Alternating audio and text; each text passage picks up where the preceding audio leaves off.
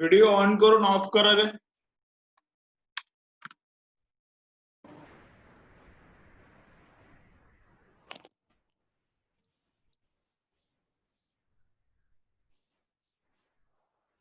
ठीक आहे, चला स्टार्ट करूया. डाउट्स जे पाठवले तेच करायचे ना.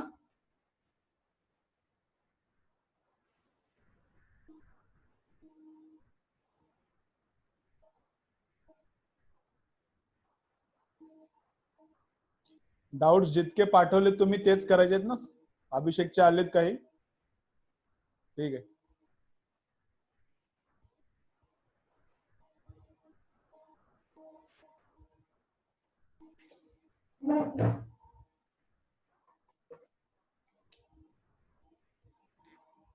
क्वेश्चन 4. ठीक आहे, चालू करू. 1 मिनिट.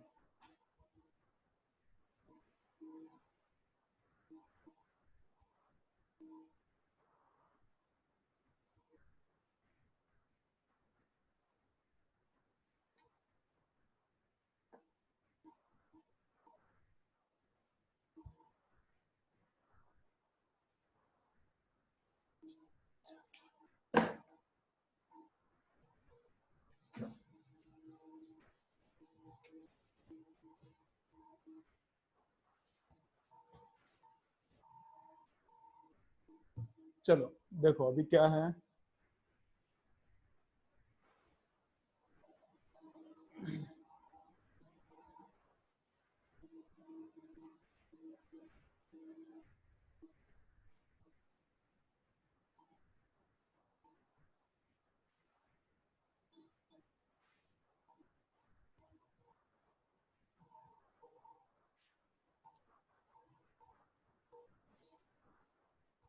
क्वेश्चन नंबर 4 करा जाएगा.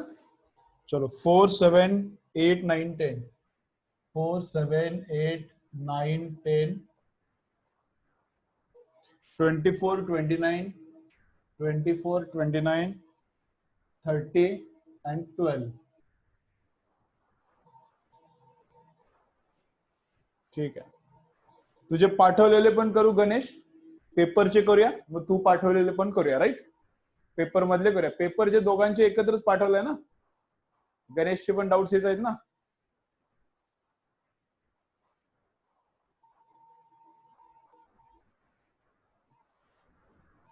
ठीक आहे, चलो.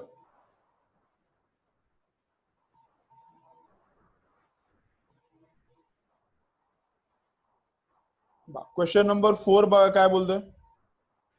And correction of a resonance column. And correction of a resonance column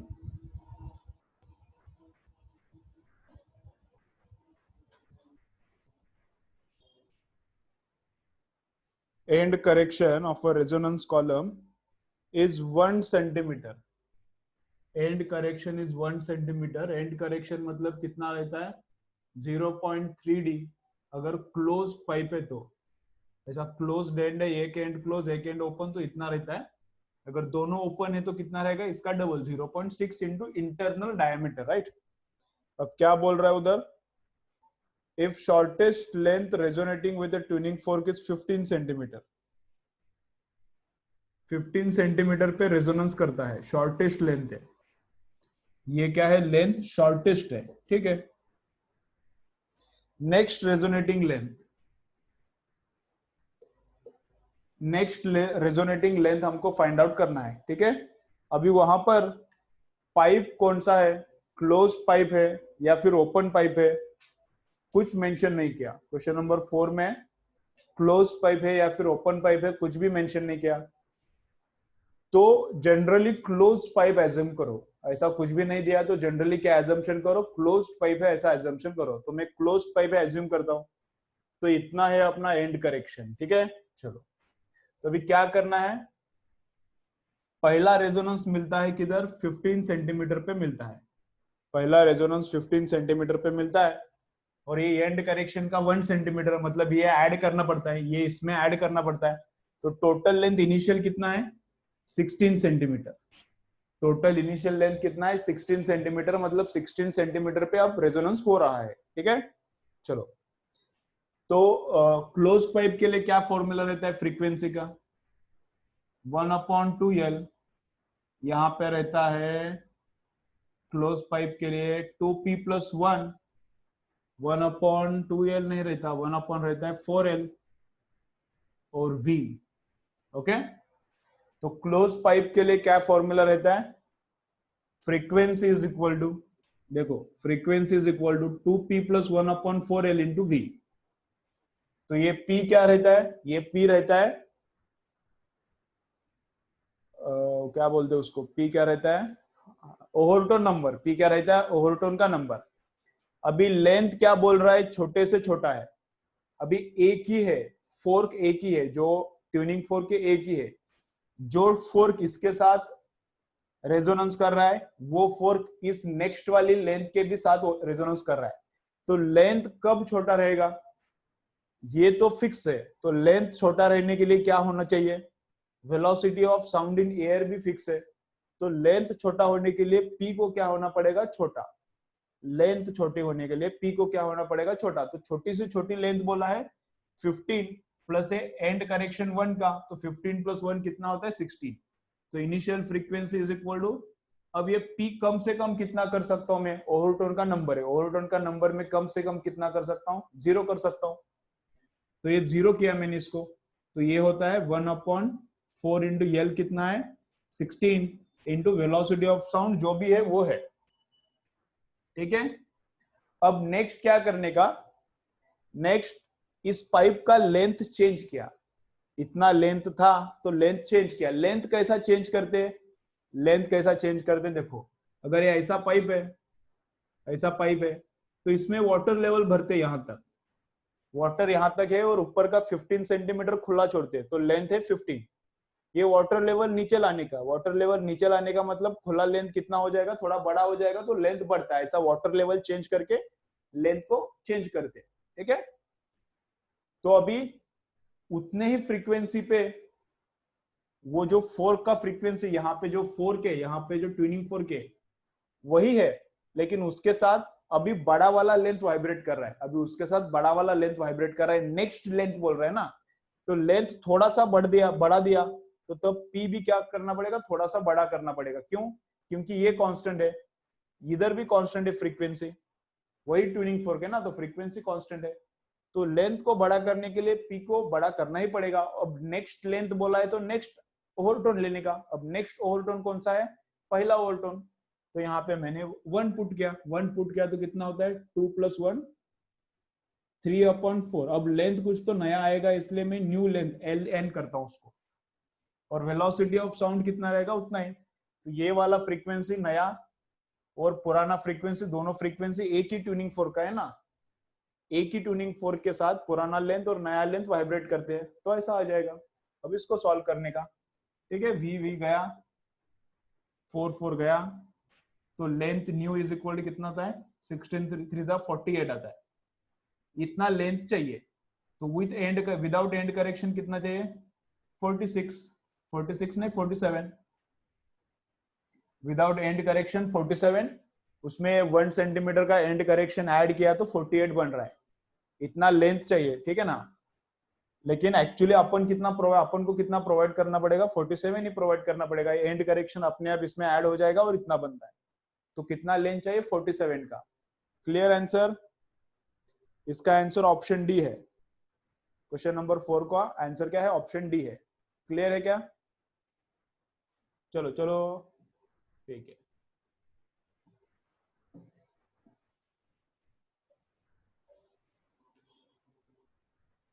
next देखते हैं अभी क्वेश्चन नंबर 7।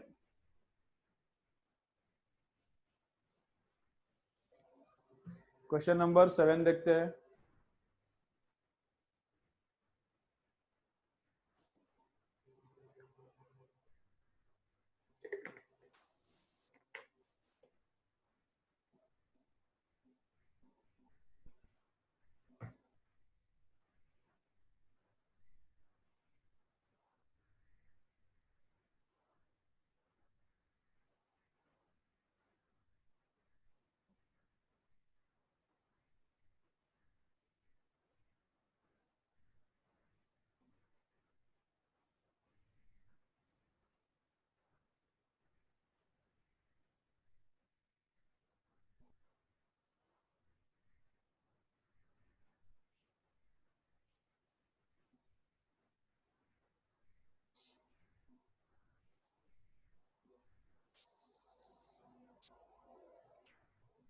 ठीक है। अभी ऐसा स्टैंडर्ड फॉर्मूला है तो ठीक है, मुझे कोई ये फॉर्मूला पता नहीं है क्वेश्चन नंबर 4 के लिए, ऐसा स्टैंडर्ड फॉर्मूला है तो ठीक है, लेकिन इसके बाद वाला लेंथ अगेन अभी निकालना है। नेक्स्ट टू नेक्स्ट रेजोनेंस ऐसा अगर पूछा है तो फिर फॉर्मूला नहीं चलेगा, तो फिर उसके लिए अलग फॉर्मूला रट्टा मारना पड़ेगा, समझ रहा है? तो ठीक है, फॉर्मूला यूज करके करो, लेकिन अगर बोला है नेक्स्ट नहीं, नेक्स्ट टू नेक्स्ट, इसके बाद वाला रेजोनेंस कर रहा है वो वाला लेंथ निकालो, तो फिर वो इस फॉर्मूले से नहीं आएगा। ठीक है, चलो।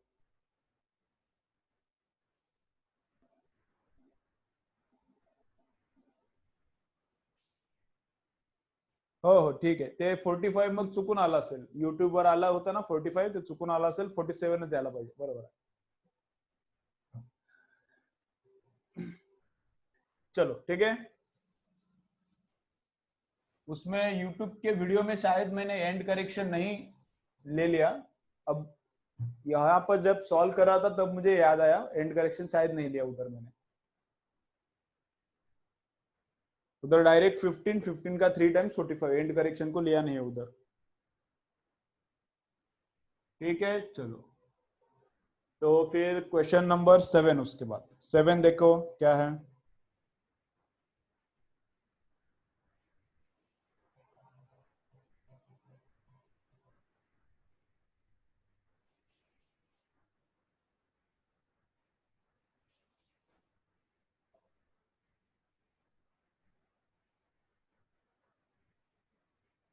ऐसा एरोप्लेन है, फ्रीक्वेंसी जाता है वापस आता है, फ्रीक्वेंसी कितने का गया? 840 मेगाहर्ट्ज का गया।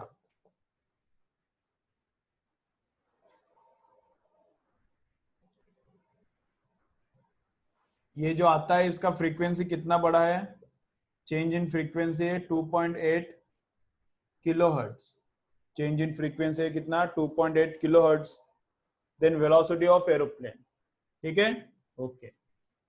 तो अब इसके लिए क्या करने का देखो, रिफ्लेक्टर मूव कर रहा है, मूविंग रिफ्लेक्टर, अगर रिफ्लेक्टर मूव कर रहा है, वेव इधर जा रही है और ये रिफ्लेक्टर मूव कर रहा है, तो इसको क्या एज्यूम करने का देखो, रिफ्लेक्टर को मैं यहाँ पे एरोप्लेन है लेकिन मैं वॉल लेता हूं, यहाँ पे रिफ्लेक्ट होके वापस आता है, तो यहाँ पे सोर्स है और यही ऑब्जर्वर है, यहाँ पे सोर्स है और यही ऑब्जर्वर है, और रिफ्लेक्टर मूव हो रहा है, रिफ्लेक्टर मूव हो रहा है, तो क्या पकड़ने का? सोर्स का इमेज इधर लेने का, सोर्स का इधर इमेज लेने का, और सोर्स भी इधर भाग रहा है और ऑब्जर्वर भी उधर ही भाग रहा है, ऐसा एज्यूम करने का। अगर ये मिरर है, ये ऑप्टिक्स में भी रहता है, यहां पर अगर ऑब्जर्वर है और ये मिरर है, मिरर का वेलोसिटी अगर इधर है 10 मीटर पर सेकेंड, इधर ये ऑब्जर्वर है और ये मिरर है, मिरर का वेलोसिटी है इधर 10 मीटर पर सेकेंड, तो मिरर में जो ऑब्जर्वर का इमेज है, मिरर में जो ऑब्जर्वर का इमेज है उसका स्पीड कितना रहता है? 20 मीटर पर सेकेंड रहता है इमेज का स्पीड। ठीक है, इमेज मिरर का जितना स्पीड रहता है उससे डबल रहता है इमेज का स्पीड। तो इस केस में, साउंड की केस में क्या करते हैं, अगर रिफ्लेक्टर इधर भाग रहा है तो इस सोर्स का इधर इमेज लेने का, ऑब्जर्वर इधर ही रखने का। अब ये रिफ्लेक्टर भाग रहा है तो सोर्स कितने, रिफ्लेक्टर भाग रहा है वेलोसिटी v से, तो सोर्स का वेलोसिटी एज पर दिस कितना रहेगा? 2v रहेगा, एज पर दिस सोर्स का वेलोसिटी 2v रहेगा, लेकिन लेने का नहीं, सोर्स का इधर v लेने का और ऑब्जर्वर का भी उधर v लेने का। अगर रिफ्लेक्टर इधर भाग रहा है तो सोर्स का वेलोसिटी इधर v लेने का और ऑब्जर्वर का भी वेलोसिटी उधर v लेने का, और फिर कैलकुलेट करने का। तो क्या फॉर्मूला है? apparent frequency is equal to velocity of sound upon velocity of sound into actual frequency. okay, apparent frequency is equal to velocity of sound actual। कैसे रटने का इसका तरीका देखो, ऊपर क्या है? ऑब्जर्वर और औरती ऑब्जर्वर। कैसा याद रखने का ट्रिक क्या है? वर्ती ऑब्जर्वर, ऑब्जर्वर किधर है? वर है, ऑब्जर्वर का वेलोसिटी किधर है? ऊपर है, वर है, ऑब्जर्वर वर। ओके, ट्रिक लिखना है तो लिख के ले लो, ऑब्जर्वर किधर है? वर है, ओ ओ ओ। ओके, ऑब्जर्वर ऊपर है और सोर्स नीचे है, ओके तो इधर ऑब्जर्वर है, ऑब्जर्वर उधर भाग रहा है विथ वेलोसिटी v। ऑब्जर्वर देखो कैसा करता हूं मैं, ये पूरा हर एक चीज के लिए रट्टा करने का जरूरत नहीं है। ये इधर सोर्स है, सोर्स यहाँ पर ही है लेकिन उसका रिफ्लेक्शन हम लोग कंसिडर करते हैं। तो ऑब्जर्वर सोर्स की तरफ जा रहा है, ऑब्जर्वर सोर्स की तरफ जा रहा है, तो बिकॉज ऑफ ऑब्जर्वर की वेलोसिटी फ्रीक्वेंसी बढ़ेगा, तो बिकॉज ऑफ ऑब्जर्वर की वेलोसिटी फ्रीक्वेंसी बढ़ेगा, तो फ्रीक्वेंसी बढ़ेगा इसलिए यहाँ पे प्लस लिखना पड़ेगा। न्यूमरेटर बड़ा होता है तो ये वाला फ्रीक्वेंसी बढ़ेगा ना,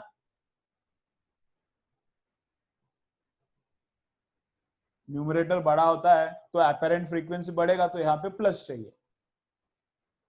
जब दोनों एक दूसरे के तरफ जाते हैं तब फ्रीक्वेंसी बढ़ता है। कोई भी अगर सोर्स है या फिर ऑब्जर्वर है, सोर्स ऑब्जर्वर की तरफ जा रहा है या फिर ऑब्जर्वर सोर्स की तरफ जा रहा है, फ्रीक्वेंसी बढ़ता है। एक दूसरे की तरफ जा रहे तो फ्रीक्वेंसी बढ़ता है, दूर जा रहे तो फ्रीक्वेंसी कम होता है।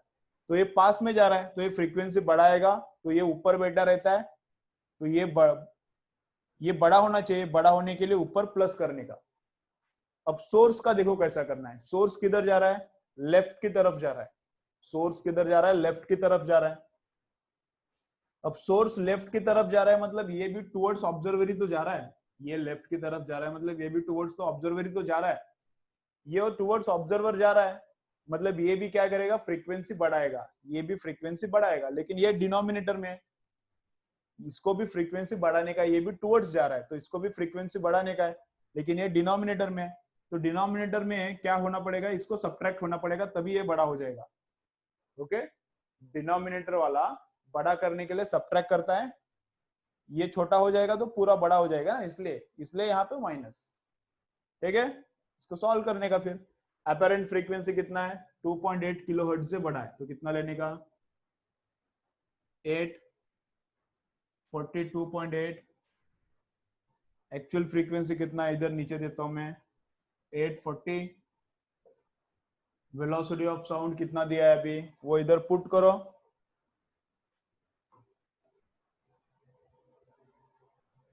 कुछ दिया है क्या नहीं दिया।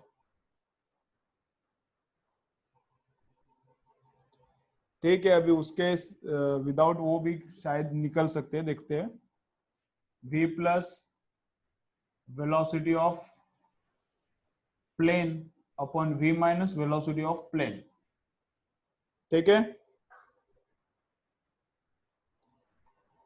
तो अभी क्या करता हूं मैं, ये ऊपर से सब्ट्रैक्ट करता हूं तो कितना होता है 2.8, ये ऊपर से सब्ट्रैक्ट करता हूं तो ये भी ऊपर से सब्ट्रैक्ट करता हूं तो कितना, v को v गया, vp 2vp, ये ऊपर वाला नीचे ऐड करता हूं तो 840 प्लस 840 कितना आ जाएगा, 1680 आ जाएगा अप्रोक्सीमेट, ये इसमें ऐड करता हूं, ये भी इसमें ऐड करता हूं तो vp कैंसिल, नीचे कितना आ जाएगा 2v, और यहाँ पे वेलोसिटी ऑफ साउंड है उसको 320 पकड़ो, कुछ तो 320 पकड़ो और उसके हिसाब से कैलकुलेट करो। ठीक है, चलो ले लो, लिख के ले लो, ये स्क्रीनशॉट ले लो इसका, देखता हूं मैं कितना आता है। अंडरस्टैंड हुआ है क्या, ये फॉर्मूला अंडरस्टैंड हुआ है क्या, बोलो क्या, इसको और एक्सप्लेन करो, ये प्लस कैसा लेने का, माइनस कैसा लेने का, ये पता नहीं है तो और एक्सप्लेन करता हूँ। ये फॉर्मूला का बोलो मुझे, अंडरस्टैंड है पूरा, ये फॉर्मूला एक्सप्लेन करो, चाहिए तो फॉर्मूला एक्सप्लेन करो, बोलो।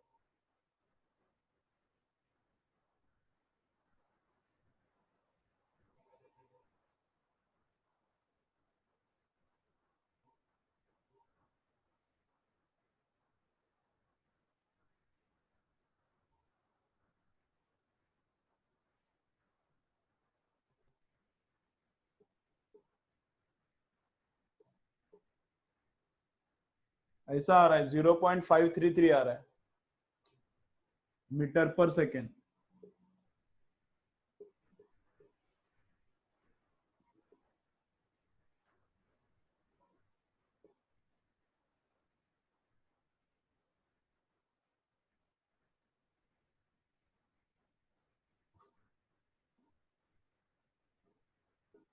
1.9 किलोमीटर पर आ रही है तो बहुत छोटा आ रहा है speed.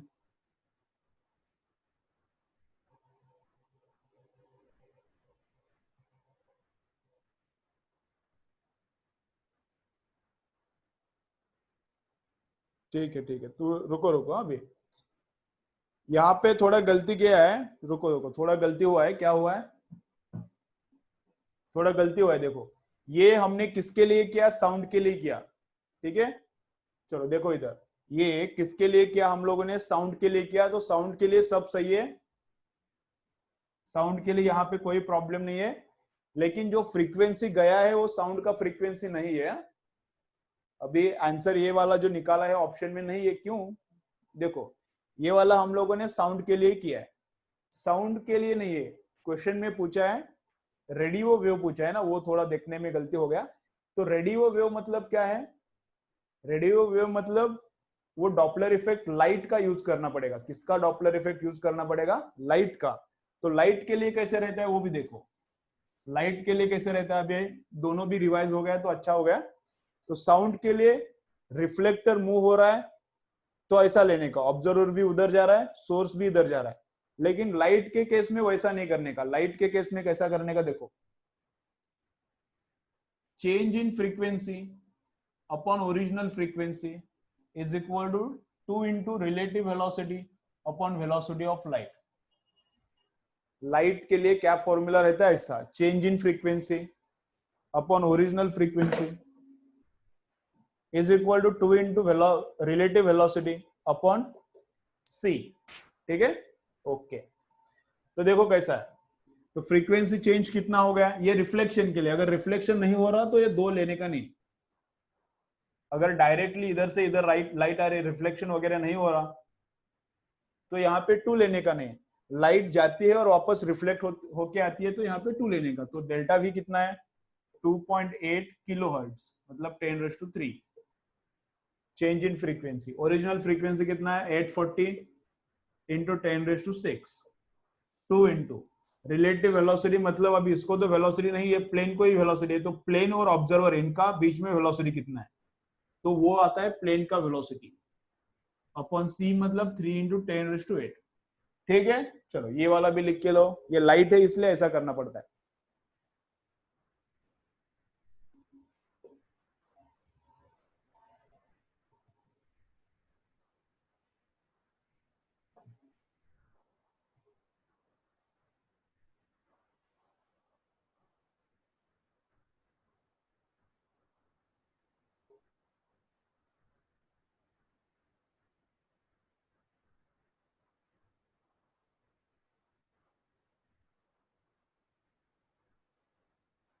Okay, 2.8 into 3 divided by 840 divided by 2, तो 0.005।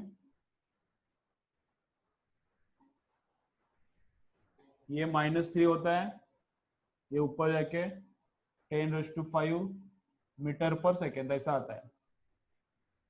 1 2 3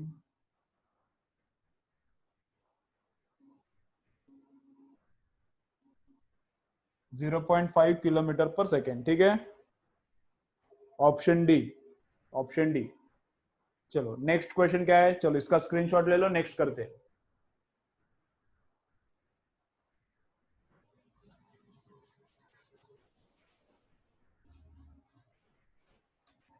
चलो नेक्स्ट क्या है, देखो क्वेश्चन नंबर 8। 8 क्या बोलता है,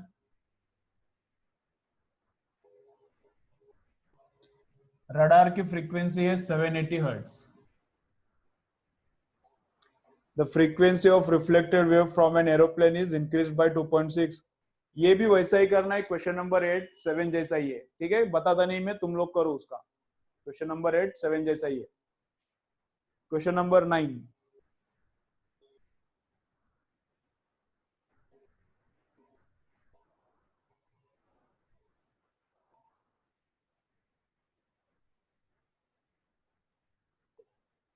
क्वेश्चन नंबर 9 करेंगे अब।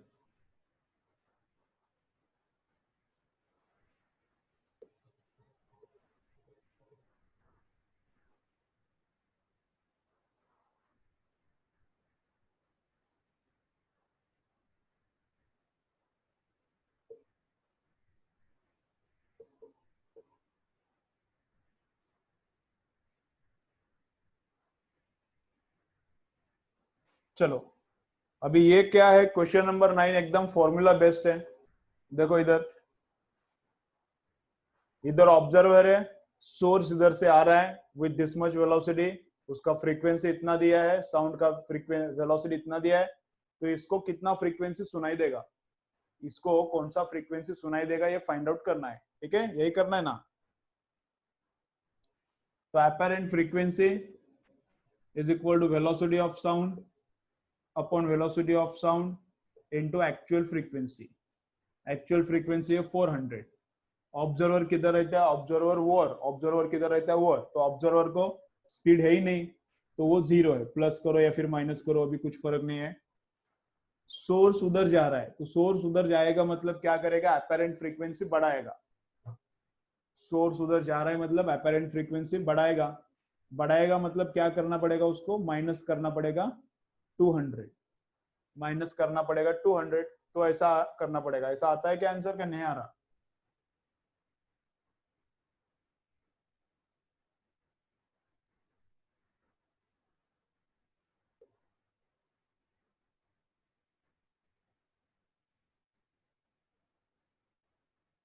ऑप्शन सी है करेक्ट, क्या नहीं है? चलो ये क्लियर क्या क्वेश्चन नंबर 9?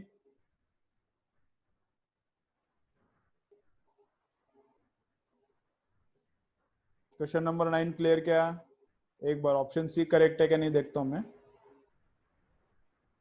अब मेरे पास आंसर शीट नहीं मिल रहा उसका, तुम लोग देखो ऑप्शन सी करेक्ट है क्या, देखो इसका एक बार। क्वेश्चन नंबर 9 का तो बड़ा वेलोसिटी है, थोड़ा प्रॉब्लम होने का चांस रहता है, बड़ा वेलोसिटी रहता है तब। ठीक है, चलो आगे का करो। Question number 10। चलो question number 10। A star moving away from the earth with a velocity this, if velocity of light is this, then shift in its spectral line of wavelength this due to Doppler effect।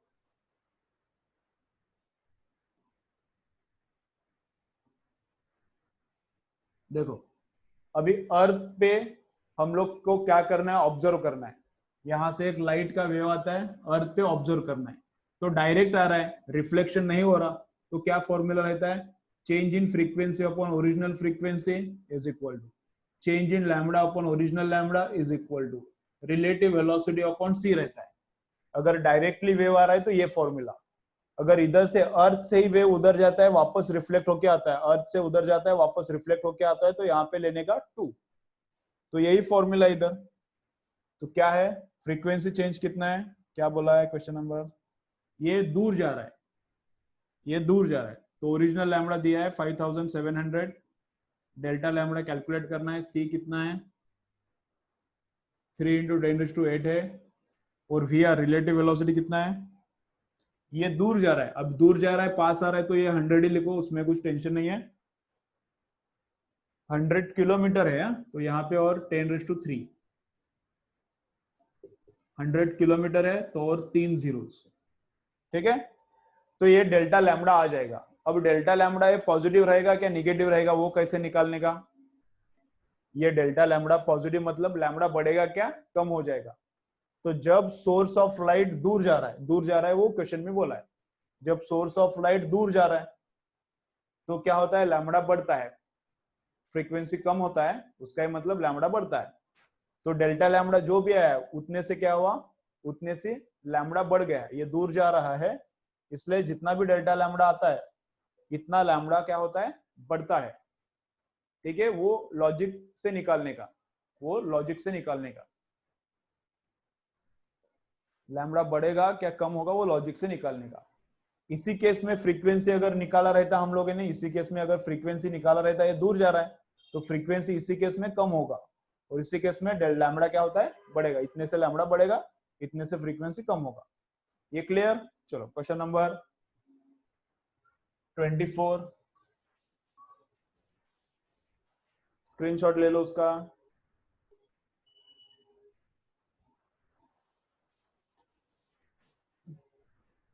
24 नहीं, उसके पहले 12 भी है, 12 करेंगे।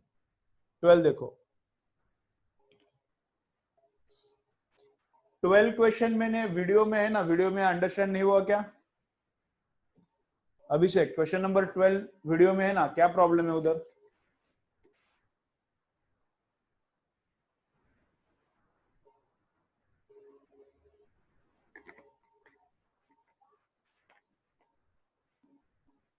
ठीक है, चलो question number 12 में रिपीट करता हूं। देखो पहला इक्वेशन क्या है, 8 cos omega T. Second equation 4 cos omega T plus pi by 2। Third 2 cos omega T plus pi. और फोर्थ क्या है, cos omega T plus 3 pi by 2। अब तुमको ट्रिग्नोमेट्रिक कन्वर्जन में कन्वर्जन आता है कि कन्वर्जन आता नहीं, वो मुझे बोलो। ये cos of pi by 2 plus omega T, इसको साइन में कैसे कन्वर्ट करने का, ये साइन में कैसा होता है, ये आता है कि नहीं, ये बोलो मुझे फटाफट कमेंट में, तो वो सिखाता हूं मैं। ठीक है, तो वही किया है। तो देखो पाई बाय 2 प्लस थीटा है, पाई बाय 2 प्लस है, तो पाई बाय 2 प्लस रहता है तो उसको क्या करना पड़ता है, ट्रिग्नोमेट्रिक फंक्शन चेंज होता है। पाई बाय 2 प्लस रहता है तो ट्रिग्नोमेट्रिक फंक्शन चेंज होता है। तो एक कॉस नहीं रहेगा, अब ये बनेगा sine, sine of omega T. तो as it is a 4 cos pi by 2 plus theta क्या बनता है, साइन ओमेगा टी। और पाई बाय 2 प्लस है मतलब कौन सा क्वाड्रेंट होगा, या दूसरा क्वाड्रेंट। तो दूसरे क्वाड्रेंट में कॉस क्या रहता है, दूसरे क्वाड्रेंट में कॉस होता है निगेटिव, तो इसलिए ये क्लियर है क्या, बोलो ये समझा कि ये नहीं समझा, ये इतना ये समझा है क्या।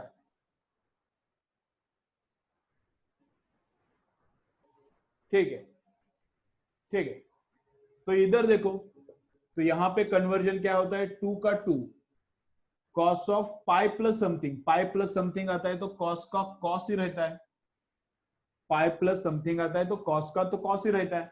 लेकिन पाई प्लस समथिंग मतलब कौन सा क्वाड्रेंट हो गया, थर्ड। थर्ड में कॉस क्या रहता है, ऑल सिल्वर टी, थर्ड में भी माइनस ही रहता है। और इसका कन्वर्जन कैसा आता है, यहाँ पे कुछ एम्पलीट्यूड नहीं दिया मतलब 1 है, cos of 3 pi by 2 plus मतलब इधर चेंज करना पड़ता है, 270 प्लस है ना, ये 270 प्लस है, तो यहाँ पे चेंज किया, कॉस का बनता है साइन। माइनस लेने का क्या प्लस लेने का, ये हो गया फोर्थ क्वाड्रेंट। फोर्थ क्वाड्रेंट में कॉस प्लस रहता है तो प्लस ही आता है। तो देखो ये वाला और ये वाला, इधर भी cos ओमेगा टी है, इधर भी cos ओमेगा टी है, इनका एडिशन करता हूं, सबका ही एडिशन करना है ना, सुपर पोजिशन मतलब सबका एडिशन। तो ये y1 और ये y3 इनका एडिशन इजी है ना, cos ओमेगा टी इधर भी है इधर भी है, कॉमन निकाला तो कितना 8 माइनस 2 होता है, तो 6 cos ओमेगा टी। इन दोनों का कितना आया, 6 cos ओमेगा टी प्लस, सबका एडिशन करना है, इसका और इसका किया पहले, इन दोनों का एडिशन कितना आता है, ये y2 और y3 इन दोनों का एडिशन कितना आता है। तो यहाँ पर भी साइन है, यहाँ पर भी साइन है, ये -4 है +1 है, तो -4 + 1 कितना होता है, -3 साइन ओमेगा टी। ठीक है, अब ये माइनस तुमको समझ नहीं रहा माइनस को कैसे हैंडल करने का, तो माइनस को अंदर भेजो, माइनस को अंदर भेजो। तो इसको मैं ऐसा करता हूं 6 cos ओमेगा टी, और साइन को कैसे लिख सकता हूं मैं,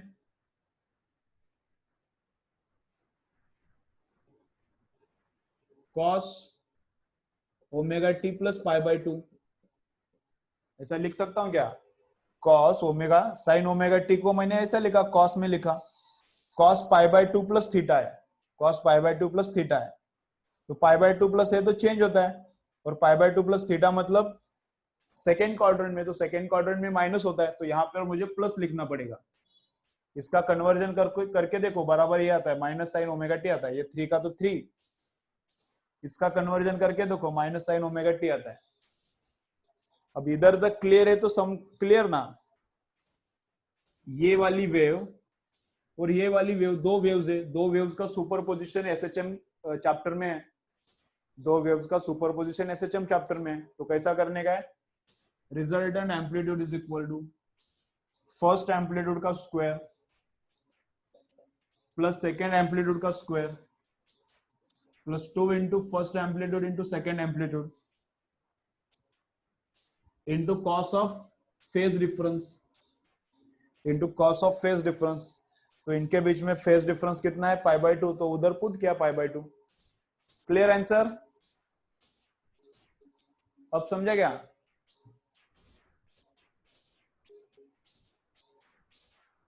ठीक है, चलो स्क्रीनशॉट लेना है तो ले लो इसका।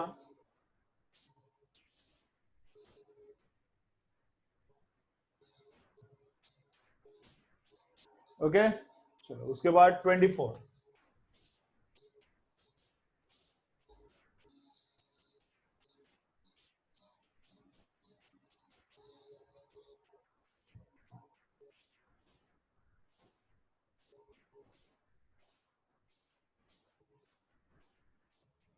सोनोमीटर वायर है, 100 सेंटीमीटर लेंथ है उसका, फंडामेंटल फ्रीक्वेंसी कितना है?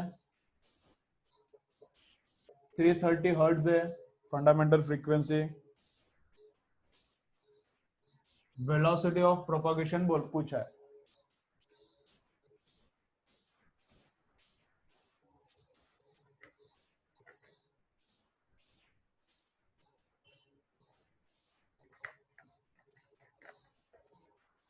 फंडामेंटल फ्रीक्वेंसी का फॉर्मूला क्या है?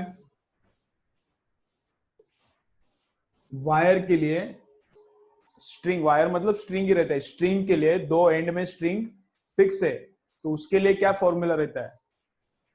फॉर्मूला याद चाहिए।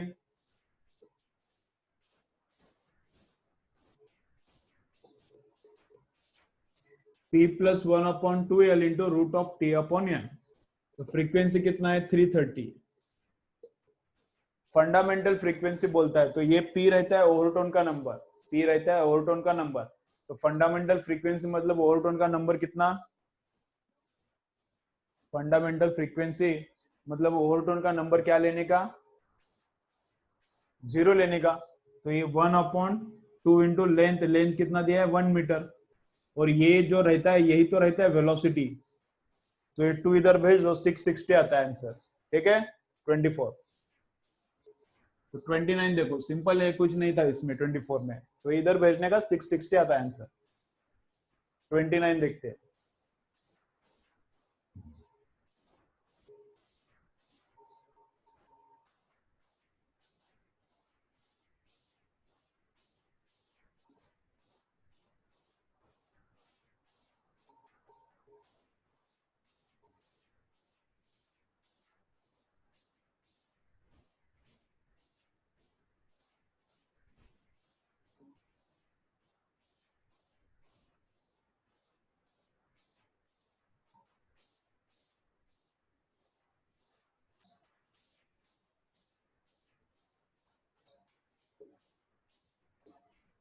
ओके, तो देखो क्या बोला है।